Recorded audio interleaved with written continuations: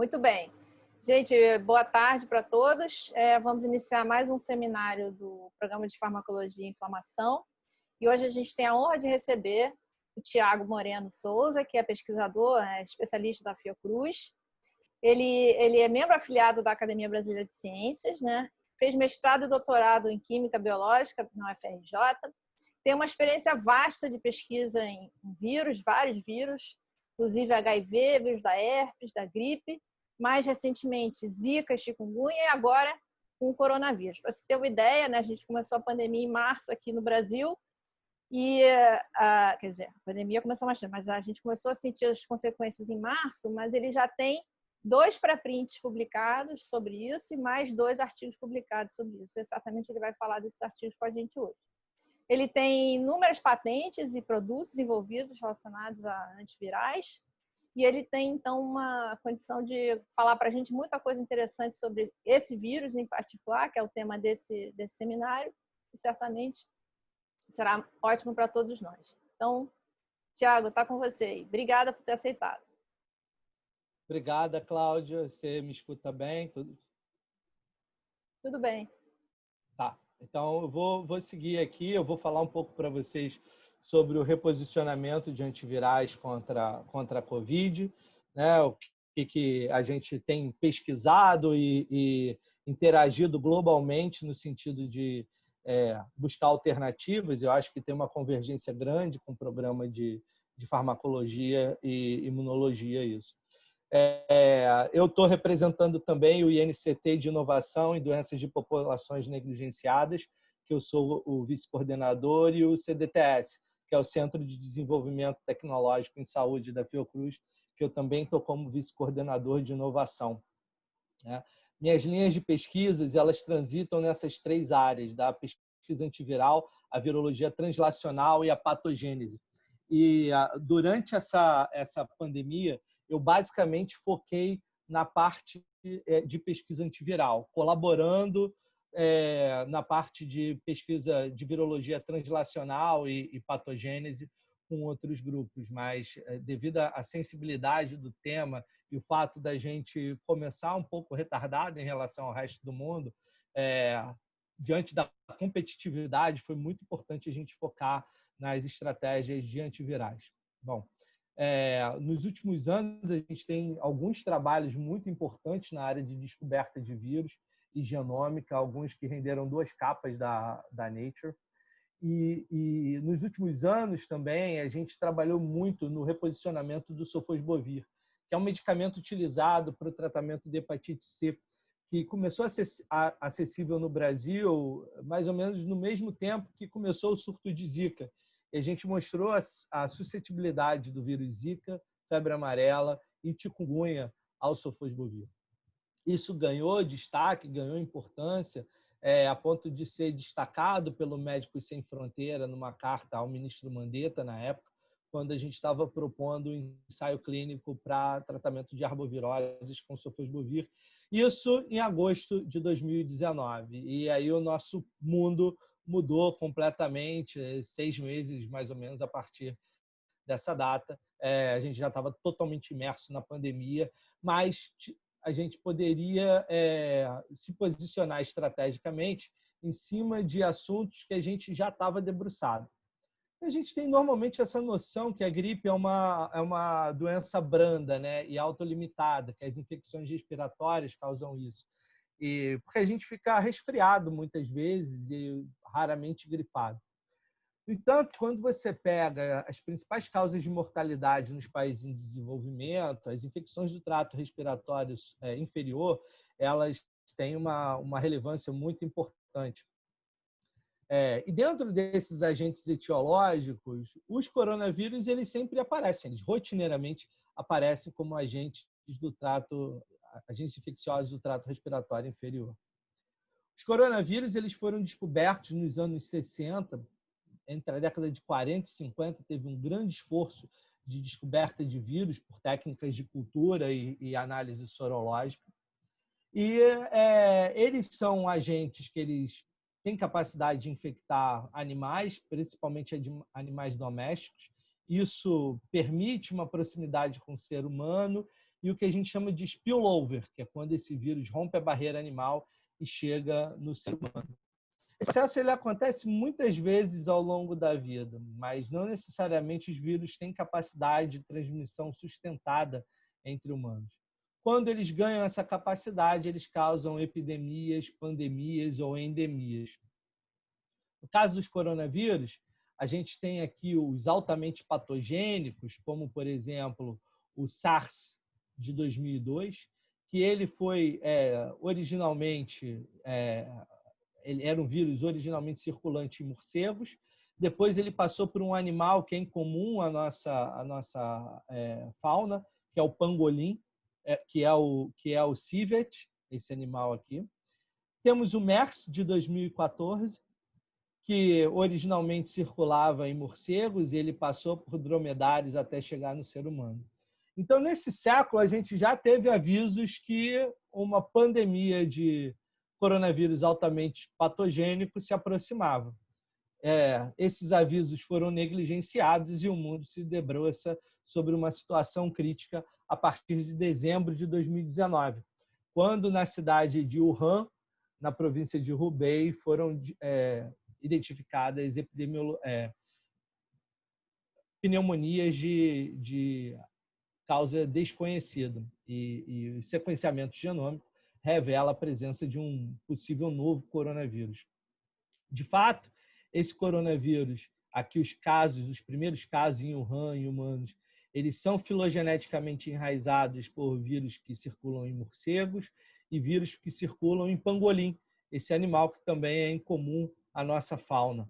Então, é um reservatório animal que ele está rompendo essa barreira e chegando até o ser humano. E a gente sabe muito bem o que aconteceu a partir daí, né? Os casos da China se dispersaram, sobretudo, para a Europa, para a Ásia e para a Oceania.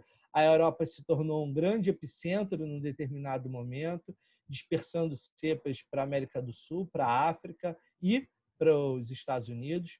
Os Estados Unidos se tornaram, de novo, um celeiro exportador de vírus, retroalimentando a Europa e retroalimentando a Oceania.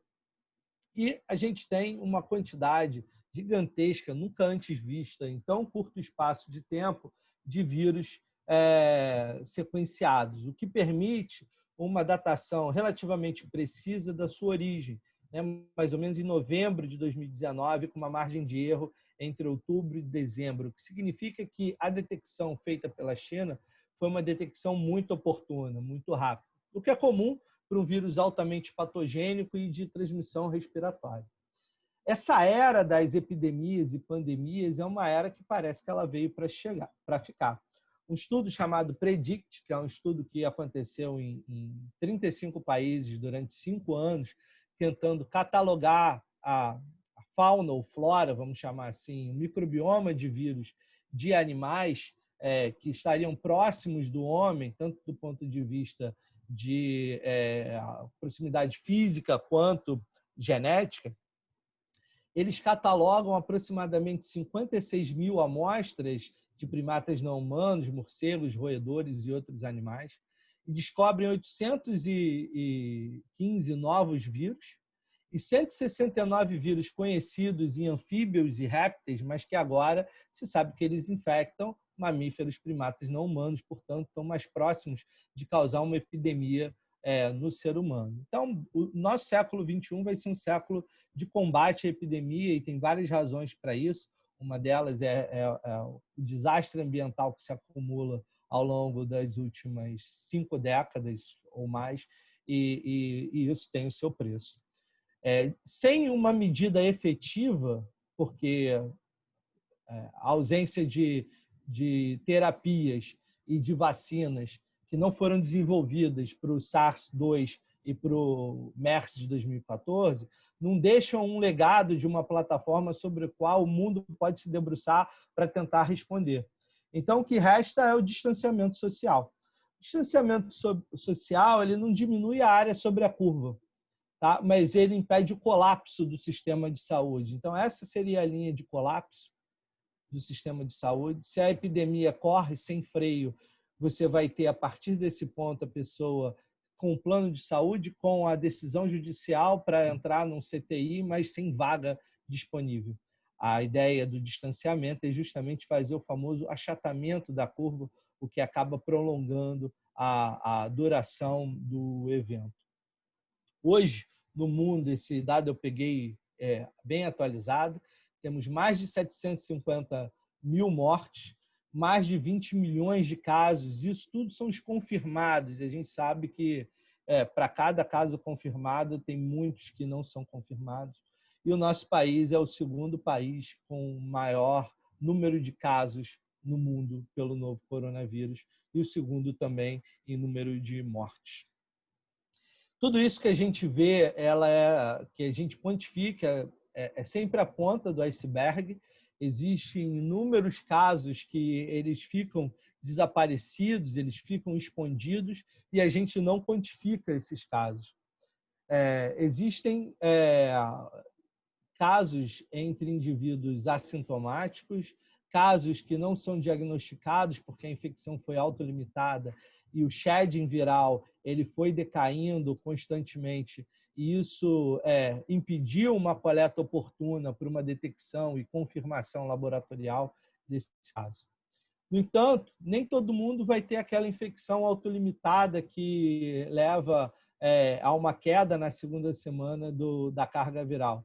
Em muitos casos, o pulmão fica completamente destruído, como a gente vê no painel B. E ainda que o indivíduo sobreviva, o grau de fibrose que ele vai ter e as outras sequelas certamente vão impactar a qualidade de vida daquela pessoa, que são sequelas de médio e longo prazo que a gente vai começar a avaliar nos próximos anos pós-Covid. A infecção ela pode ser extremamente branda pelo novo coronavírus, porque as suas células do sistema imune conseguem reconhecer as células infectadas, fazer uma resposta efetiva e debelar essa infecção, ou até mesmo a resposta inata conseguiria prevenir um estabelecimento mais severo da infecção. Por outro lado, nos indivíduos que progridem para a gravidade, os pneumócitos tipo 2, eles são completamente destruídos. Eles praticamente desaparecem do trato respiratório, tem uma intensa citopatogenicidade, isso limita a produção de surfactante tipo C, isso recruta células do sistema imune, dispara uma cascata de coagulação, o possível invasão do vírus em outros tecidos. Então, é um colapso associado a uma sepse viral que tem como desfecho a mortalidade do paciente. Essa transição de uma fase de alta carga viral para uma fase mais inflamatória acontece entre 7 e 10 dias. A gente imagina, pelos nossos estudos em pacientes críticos, que atacar com antivirais a carga viral no começo da infecção pode prevenir essa inflexão entre os casos autolimitados, em preto, e os casos graves, em vermelho. O agente etiológico, o novo coronavírus, ele é um vírus de RNA, ele é um vírus relativamente grande quando comparado a outros agentes, e ele tem o nome de corona, né, por causa dessa estrutura que parece uma coroa dada pela proteína spike na superfície. A spike interage com o receptor ACE2 para poder entrar na célula. O vírus ele é endocitado e é liberado um RNA policistrônico. Esse RNA ele vai direto nos ribossomos e traduz uma poliproteína chamada de PP1A, PP1AB. E ela é clivada em proteínas menores, entre elas o complexo replicase, que vai fazer uma síntese de RNA negativo para ser molde para fazer novas fitas positivas para a contínua replicação viral e para a síntese dos RNAs mensageiros estruturais, também conhecidos como RNAs subgenômicos.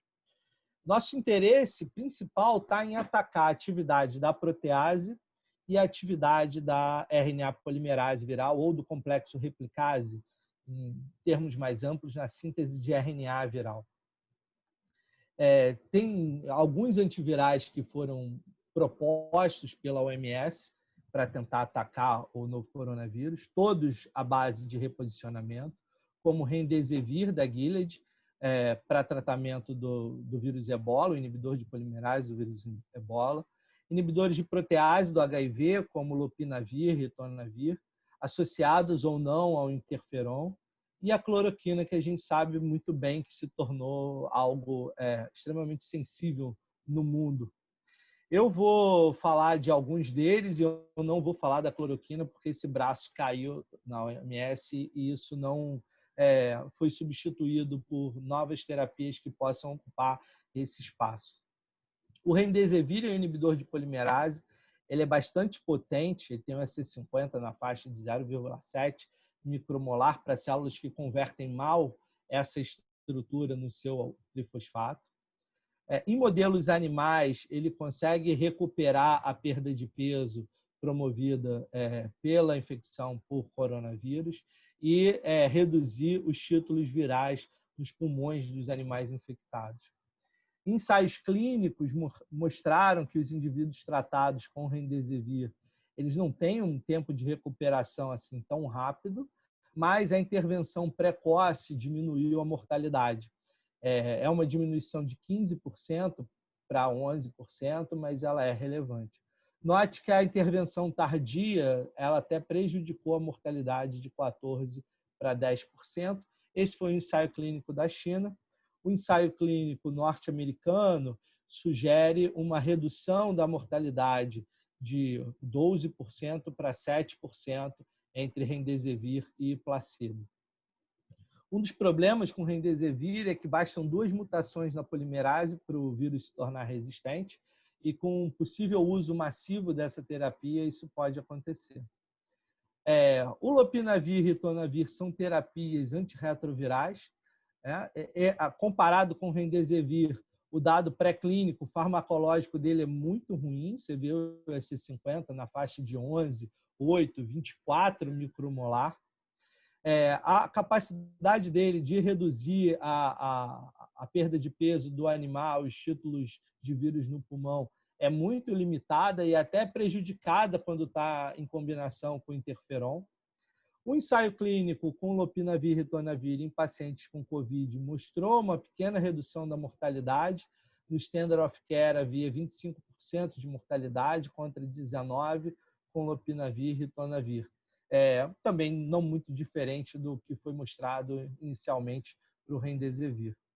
Tratamento combo com interferon, lopina e ribavirina, que é o inibidor de polimerase, teve um benefício. Nesses gráficos são comparadas a área sobre a curva da redução da viremia, entre o grupo controle, que é um grupo que recebeu lopinavir apenas, e o grupo que é chamado de tratado, que é o grupo que recebeu lopinavir, ritonavir, ribavirina e interferon.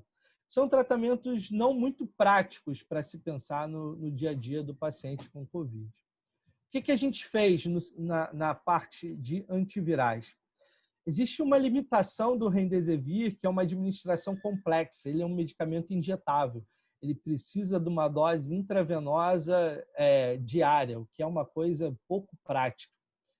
E, além disso, existem problemas de acesso. O preço que esse medicamento vai chegar no Brasil, se ele for chegar, certamente não vai ser muito acessível para a população geral. A outra questão é o lopinavir, que foi uma tecnologia que a gente pode até considerar até certo ponto obsoleta. Em 2003, ele foi substituído por outros inibidores de protease mais ativos e com menos efeitos colaterais. Então, o lopina ele foi muito estudado durante o surto de SARS, de 2002, 2003, e utilizado agora, mas a partir de 2003 foi aprovado o atazanavir, que é um outro inibidor de protease do HIV, bem mais seguro, que alguns pacientes HIV positivos tomam esse medicamento por 17 anos, desde que ele foi aprovado, sem maiores problemas. Existem dados pré-clínicos que o atazanavir já foi proposto para tratamento de fibrose pulmonar, o que é uma coisa muito interessante quando você pensa numa doença pneumológica como a Covid. E ainda existe uma informação que a farmacocinética do estado estacionário do atazanavir no trato respiratório é superior à do plasma, sugerindo que ele se bioacumula no pulmão, que também é uma coisa importante para um potencial tratamento da Covid. Em 21 dias, desde a chegada do coronavírus no Brasil, nós conseguimos publicar um pré-print mostrando que o vírus era suscetível ao atazanavir. Esse foi um esforço sem precedentes do meu grupo, onde a gente se debruçou 24 horas por dia, 7 dias por semana, durante 3 semanas, para conseguir divulgar esse trabalho rapidamente. Esse trabalho está aceito na Antimicrobiotics Agent Chemotherapy, que é uma das principais revistas de tratamento antimicrobiano no mundo. E o que a gente mostra é que a protease do novo coronavírus, ela não é tão bem inibida pelo lopinavir, que deixa um espaço para os aminoácidos críticos para a catálise enzimática funcionar, enquanto que o atazanavir bloqueia completamente esses aminoácidos. A gente tem aqui os resíduos críticos para a interação, são muito mais interações feitas entre o atazanavir e a protease do que entre o lopinavir e a protease. A gente foi muito rápido, então a gente ainda não estava com a enzima para expressão heteróloga. A gente fez os ensaios clássicos de zimografia para mostrar que a atividade da protease do novo coronavírus, na presença do inibidor de proteases celulares, não tem efeito, mas o atazanavir consegue bloquear a atividade dessa enzima.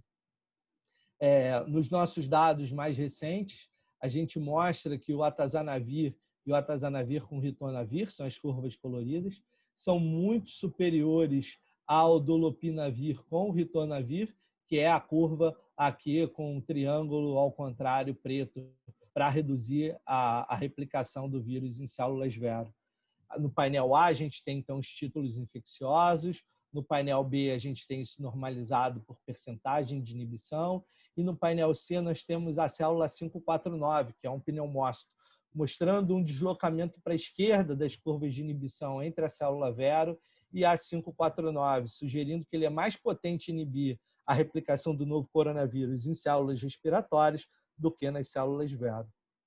Além disso, nós avaliamos em monócitos primários humanos, observamos a inibição do atazanavir e ritonavir, uma capacidade de reduzir a morte celular associada ao novo coronavírus e a capacidade de reduzir os níveis de IL-6 e de TNF, que são importantes marcadores da gravidade da doença, uma vez que existe o cytokine storm. Então, o efeito do atazanavir nessas células foi capaz de prevenir esses mediadores in vitro. O outro trabalho que a gente está se debruçando, assim, essa é a versão de divulgação, a gente está submetendo a versão final nos próximos dias, é sobre o efeito do sofosbuvir e do daclatasvir, são terapias contra a hepatite C sobre o novo coronavírus, são inibidores de polimerase. O daclatasvir, ele inibe uma proteína multifuncional no ciclo da hepatite C, que é a proteína NS5A. Ela é uma proteína que, em 100 aminoácidos, ela é capaz de ligar lipídios, zinco e RNA. Em vírus maiores, como o novo coronavírus, que tem 3 vezes o tamanho genômico da hepatite C, essas atividades elas são distribuídas entre várias proteínas. Então, a gente jamais ia encontrar o ortólogo dessa enzima no ciclo do novo coronavírus, porque esses motivos eles estão mais distribuídos. Então, tinha muitas chances, eu achava, do daclatasvir inibir. E essas funções são essenciais para a replicação viral. O sofosbuvir, por outro lado, ele tem, existe uma homologia entre a polimerase do novo coronavírus e a polimerase do vírus de hepatite C no canal de captação de nucleotídeos. Existe um trabalho mostrando uma ação de inibição competitiva sobre a polimerase do novo coronavírus. E existe um outro trabalho que sugere que ele protege, o sofosbuvir protege organoides cerebrais da morte induzida pelo novo coronavírus, mas foi utilizada uma dose não fisiológica, uma dose 50 vezes superior à Cmax do sofosbuvir no plasma humano. Então, a gente queria entender um pouco mais a ação desses medicamentos. No painel aqui superior, que eu estou apontando, a gente tem o título infeccioso, o efeito do daclatasvir, está aqui mostrado para vocês, uma inibição de uma maneira dose-dependente.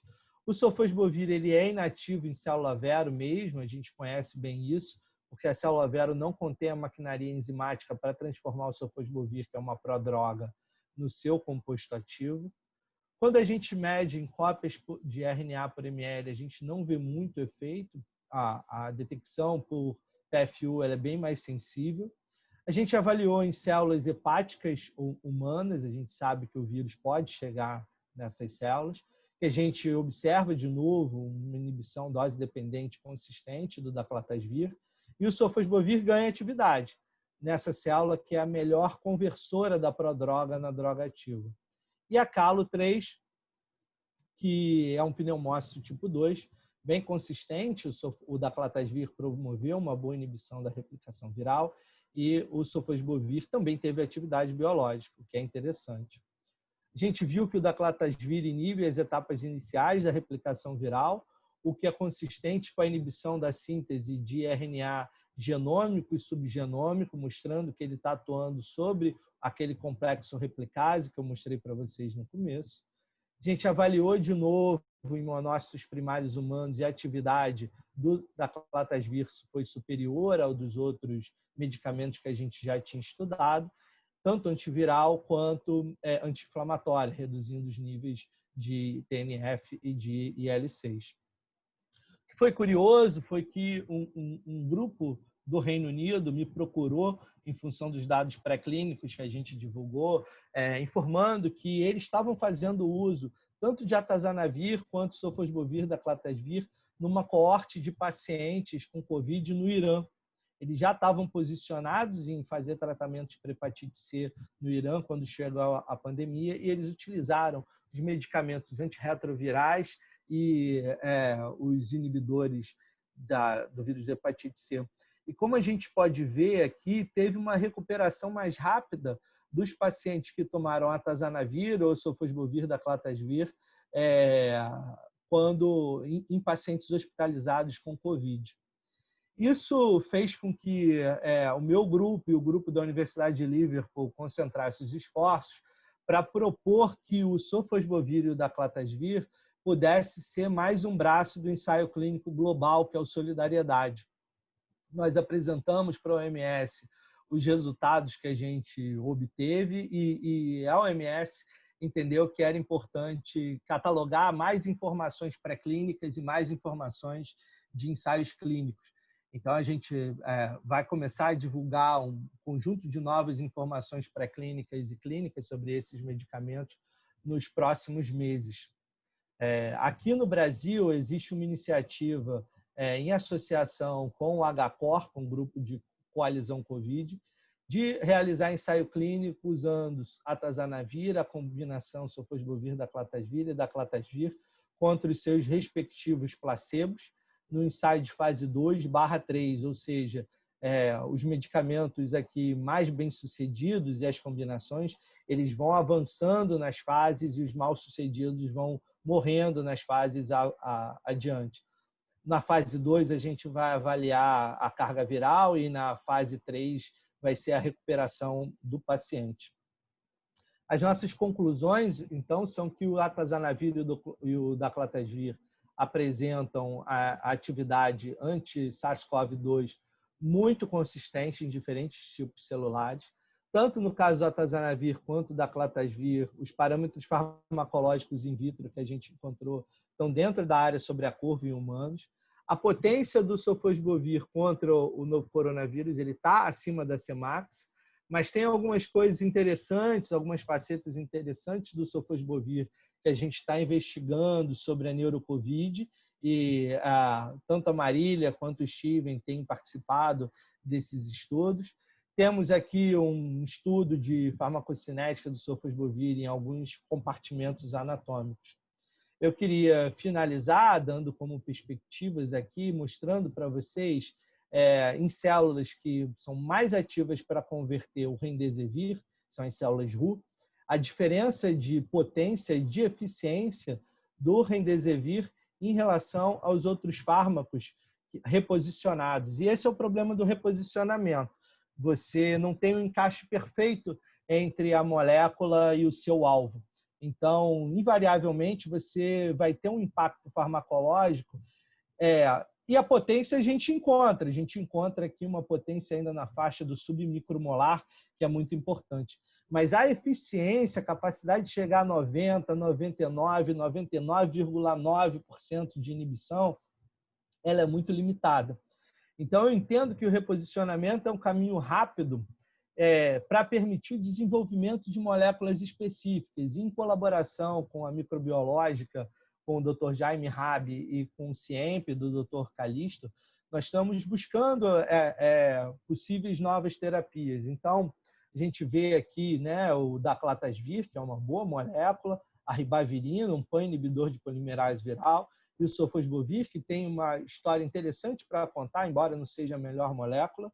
E aqui a gente tem algumas coisas que a gente conseguiu com o nosso primeiro HIT, junto com a microbiológica, e algumas modificações que permitiram ir ganhando potência das principais substâncias. E o nosso desafio agora é chegar numa boa eficiência e em produtos oralmente biodisponíveis.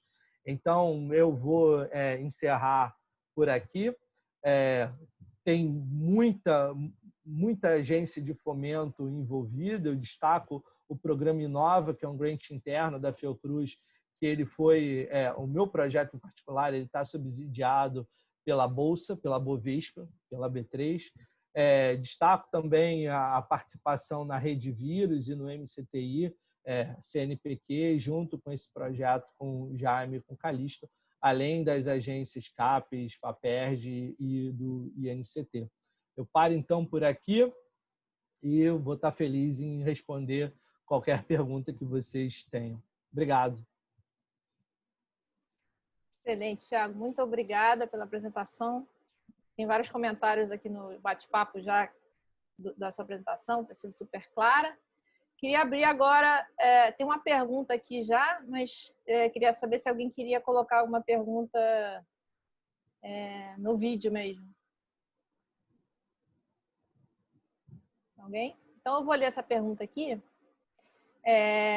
do Roberto. Ele pergunta o seguinte, em relação aos antirretrovirais, ele viu uma reportagem de um infectologista de São Paulo relatando possíveis efeitos benéficos da combinação tenofovir eritricitabina em pacientes com Covid. Não vi o artigo, mas se tem alguma notícia sobre isso, o darunavir também teria atividade antiviral no SARS-CoV-2? Então, tem muitas medicações antirretrovirais que elas apresentaram uma atividade in vitro e algumas estão em ensaios clínicos. A gente não fez high throughput utilizando todos esses compostos. O que a gente fez foi uma pesquisa baseada em hipótese. Então, a gente tinha algumas hipóteses de alguns medicamentos que poderiam funcionar. A hipótese do atazanavir estava certa, a hipótese do daclatasvir estava certa, outras hipóteses a gente teve errada. E para ser competitivo, como eu falei no começo, quando a gente pegava um HIT, a gente abraçava ele e não ficava investindo em outras coisas que outros grupos estavam produzindo, que a gente não ia ter a mesma competitividade, porque outros largaram na frente. Então, no caso do tenofovir, a gente usou também em alguns experimentos. A gente teve alguns resultados positivos, outros não. Tem 3 variações do tenofovir no mercado. Ele, na sua forma nucleotídica com 2 tipos de proteções diferentes no fosfato. Dependendo da célula, a gente teve resultados discrepantes. Nesse momento, não existe maturidade científica mundial para entender qual é o melhor modelo.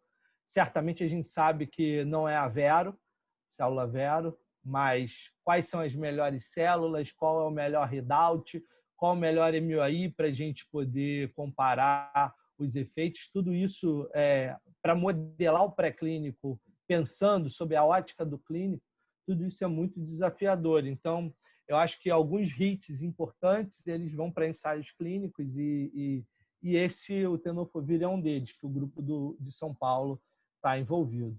A minha preocupação, dentro das hipóteses que a gente criou, foi de buscar medicamentos que a gente pudesse ter um braço de maior controle sobre a produção, distribuição e o aspecto industrial e logístico por trás. Então, no caso do atazanavir, ele é produzido e distribuído por caminhos. Então, eu acho que isso é muito importante para a questão de acessibilidade, caso a gente tenha resultados positivos, como foi o caso. E no caso do sofosbuvir, existe uma PDP com a Fiocruz e outras empresas, um consórcio de empresas em andamento e um interesse da incorporação do daclatasvir no Brasil. Então, o daclatasvir ele é um produto originalmente da Bristol, mas a Bristol mesmo ela declinou da sua própria patente. Então, ele se tornou um produto genérico no mundo. Então, ao demonstrar a atividade dele, o acesso pode ser imediato. A combinação, um tratamento com sofosbuvir daclatasvir no mundo, não no Brasil, mas no mundo, né, nos países que já declinaram a patente desses medicamentos, ele chegaria, um tratamento de 14 dias, a $5 o custo. O tratamento com daclatasvir sozinho, por 14 dias, chegaria a $2 o custo desse tratamento. Existe um genérico do daclatasvir que a OPAS organizou, que a Organização Pan-Americana de Saúde organizou. Existe um interesse da Fiocruz e de outras empresas nacionais, eu acho que de incorporar esse produto.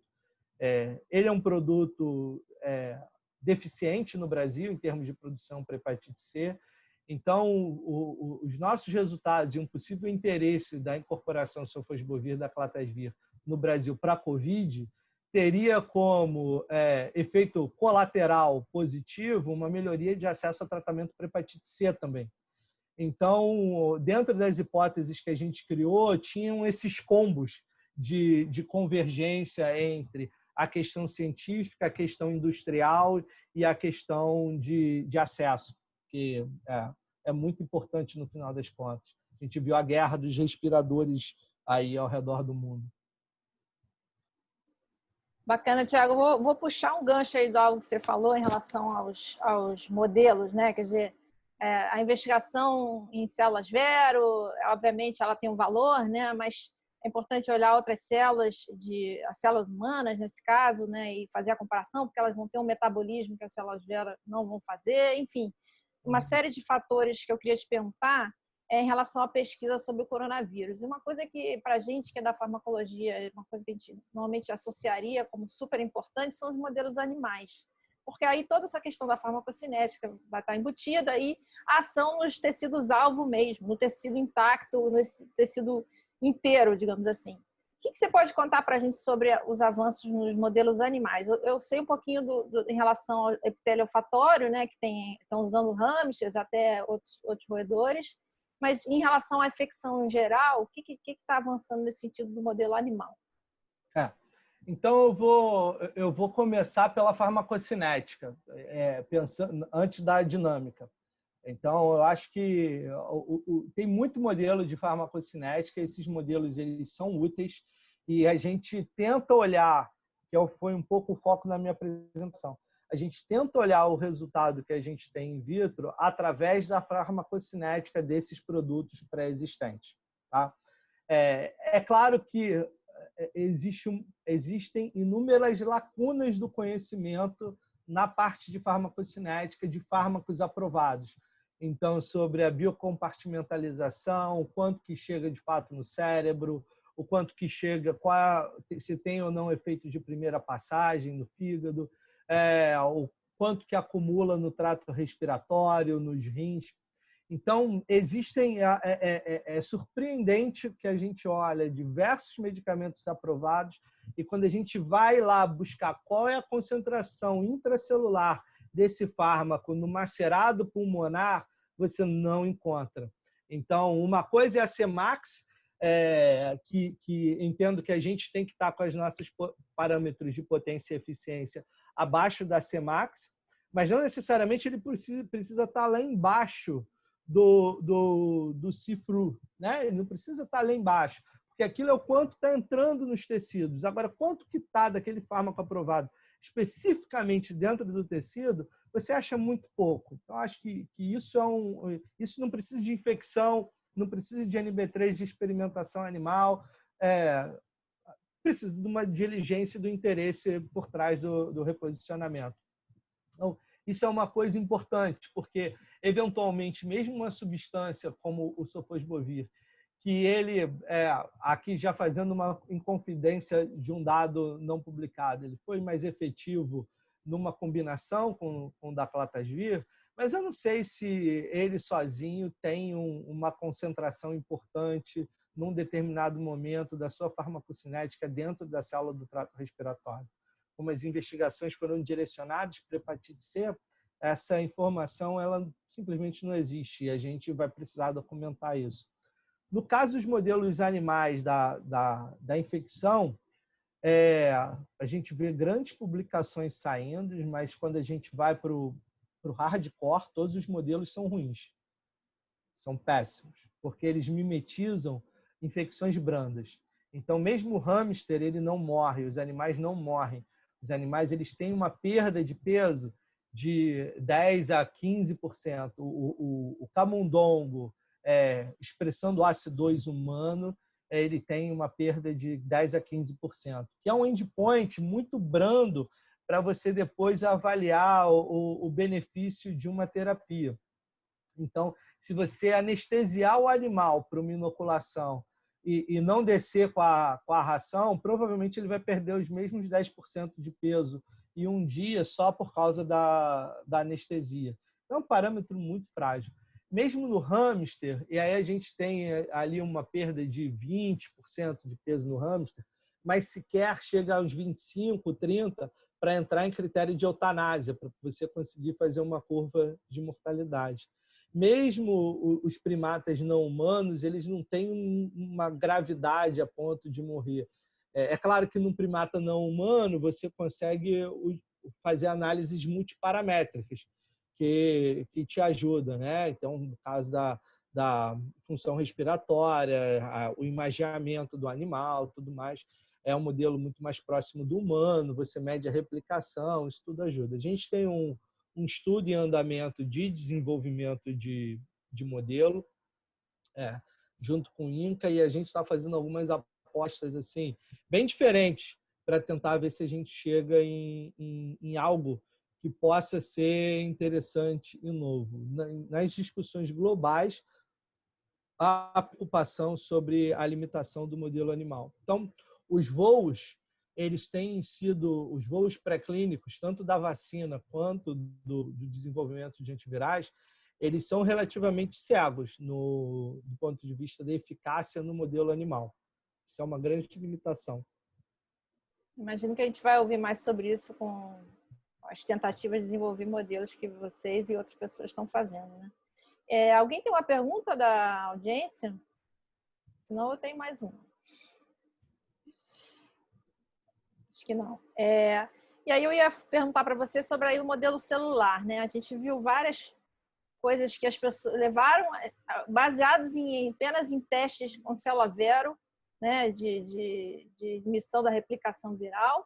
As pessoas correndo nas farmácias para comprar tal substância porque inibia na célula vero. Eu queria que você comentasse um pouquinho mais sobre a importância de você avaliar essas substâncias em outras células. Você já falou um pouquinho, mas você desenvolve um pouquinho mais, inclusive em células até mais relevantes ainda para a Covid-19 em si.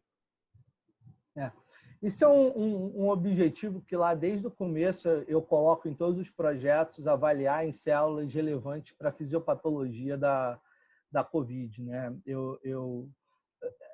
Isso foi um pouco estratégico de utilizar diferentes células para a gente ter competitividade também. Então, quando a pandemia, os primeiros casos surgiram em janeiro, eu estava de férias no Hotel Fazenda com a minha família. E sabia, ali para mim estava muito claro que a coisa ia chegar no Brasil. E aí a gente tentou olhar para o SARS-1 e ver quais eram as células mais importantes e tentar botar essas células em funcionamento no laboratório antes do novo coronavírus chegar. E alguns modelos de infecção respiratória a gente já tinha a mão na massa, já tinha a prática, por causa dos estudos anteriores em influenza. A gente tinha um projeto aprovado ano passado, no edital interno lá da Fiocruz, de reposicionamento contra a influenza. Então, isso já gerava um certo posicionamento estratégico para a gente. Tem essa noção da pesquisa em medicamento antivirais, daquelas exaustivas atividades de high throughput. Eu vou falar para você que eu nunca fui muito fã disso. Eu acho que isso pode ser um limitador da criatividade. E a gente não teria acesso a isso dentro de um NB3 para triar bibliotecas de fármacos. Então, o que eu pensei foi o seguinte: bom, se a célula Vero funcionar, eu perdi, eu estou errado, vai ser bom para o mundo. Se a célula Vero não funcionar, não for o melhor modelo, como não me parece que seja, fazer coisas profundas em outros modelos vai permitir a gente se posicionar no médio e longo prazo de uma maneira estratégica, caso os produtos do Solidariedade, alguns deles, falhem. Então, o mundo está ainda naquela situação, trocando os 4 pneus do carro com carro em movimento. São os produtos do Solidariedade, Remdesivir, lopinavir com interferon e cloroquina.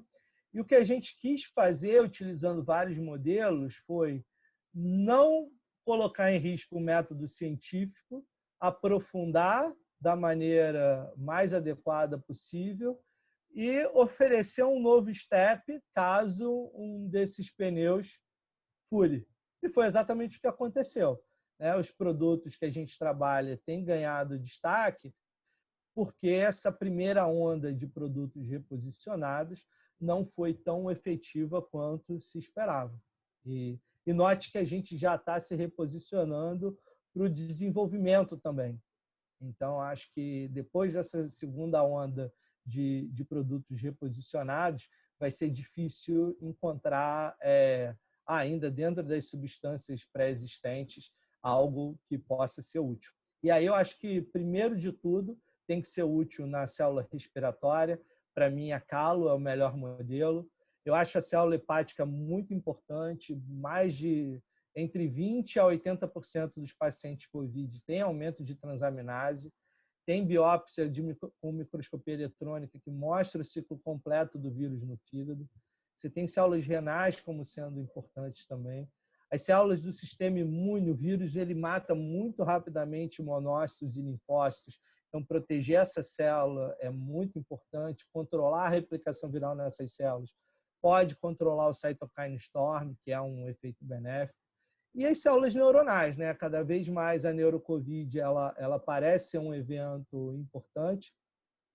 Acho que existe uma controvérsia com relação à dinâmica replicativa do vírus nesse compartimento anatômico, que a gente precisa se apropriar ao longo do tempo, mas o que é inequívoco é a capacidade do vírus também matar essas células e prevenir a morte desses neurônios e potencialmente algumas células da glia também, vai ser muito importante. Então, não sei se um medicamento vai conseguir fazer tudo isso.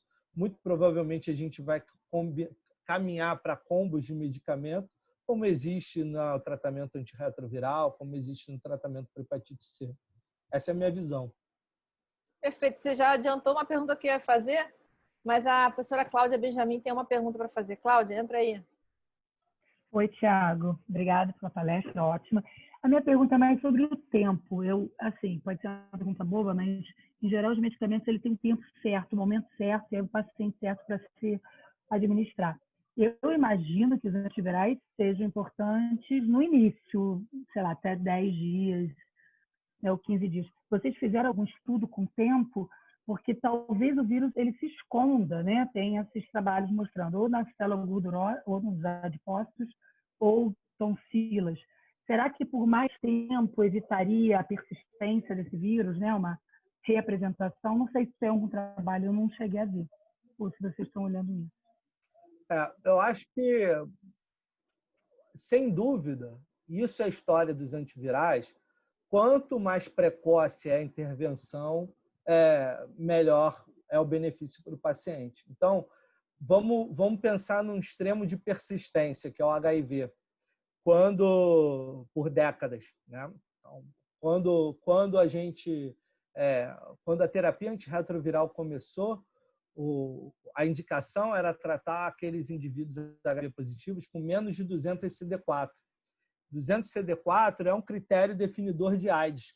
Então, se tratava quem estava em AIDS. De certo modo, essa é uma mensagem para quem não entrou em AIDS, o seguinte: fica pior que você vai receber o tratamento.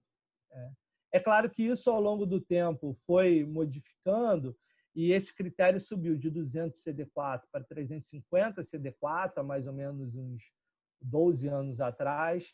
Há uns 10 anos atrás, subiu de 350 para 500 CD4. Então, assim, cada vez tratar o indivíduo mais perto dele estar com a homeostase preservada. E já faz alguns anos que o critério para tratamento antirretroviral é o diagnóstico de HIV positivo. É claro que a venda de medicamentos explode com isso, porque você inclui mais pessoas tratadas. É claro que esses estudos são patrocinados pela indústria e existe um potencial conflito de interesse embutido nisso, mas o benefício é claro. A gente participou na pandemia de 2009 de um estudo do uso do oseltamivir, e aí eu vou pular para um outro extremo, que é um vírus de infecção bem aguda, que é o influenza. Mesmo no influenza, a gente percebeu num ensaio global que é melhor tratar nos 2 primeiros dias de infecção para o benefício do paciente, ele reduz risco de hospitalização, de mortalidade, mas ainda assim, ainda que tardiamente, é melhor tratar do que não tratar. Então, para mim, a ideia de tratamento precoce do paciente COVID, ela é inequívoca, baseado na história dos outros vírus. A questão o remdesivir ele é imprático para isso. Então, ainda que ele se torne acessível, ele é um injetável, ele é intravenoso diário. Não vai acontecer. Há uma clara necessidade de medicamentos orais, de utilização oral para você fazer essa intervenção precoce. E é um medicamento oral que o produto ele tem que ter um perfil de segurança para o paciente ele tomar por alguns dias, ainda que ele tenha uma preocupação só de uma síndrome gripal, ainda que ele possa evoluir só para uma síndrome gripal. Ou mesmo se ele evoluir para a gravidade, o medicamento não vai piorar o quadro dele. E aí, o sofosbuvir da Clatasvir ganha um terreno gigantesco, porque são das medicações antivirais, são 2 das mais seguras atualmente. E essa é um pouco a motivação do tipo de pesquisa que eu faço, do tipo de produto que eu busco reposicionar. Porque note que eu estou reposicionando produtos que são utilizados por meses, por anos, por décadas, pelos pacientes com HIV, hepatite. Então, pensar num tratamento de 2 semanas não é um absurdo. Eu acho que o outro lado, que não é antiviral, mas é anti-inflamatório, que é a dexametasona, ela se mostrou mais bem-sucedida para o paciente já numa fase mais avançada da doença, para o paciente entubado.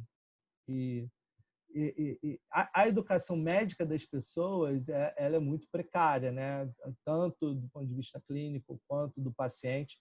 Então, você vê prescrições de dexametasona no começo da infecção, que pode até colocar em risco e, de repente, acentuar a replicação viral.